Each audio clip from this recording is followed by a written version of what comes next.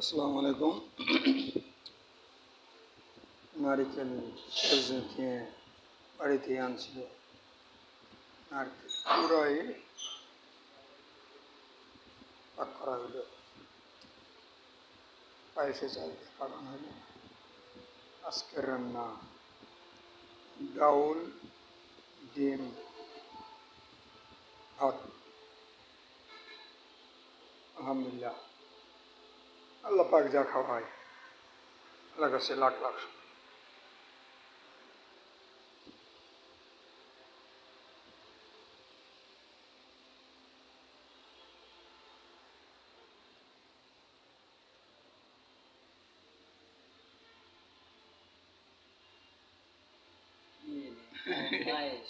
এটা পায়েস, নারিকেল দিয়ে পায়েস এবং পোলাও চাল, দুধ, চিনি। ইনশাল্লাহ আলহামদুলিল্লাহ আল্লাহ পাকের রহমত তাই আমরা খাবো।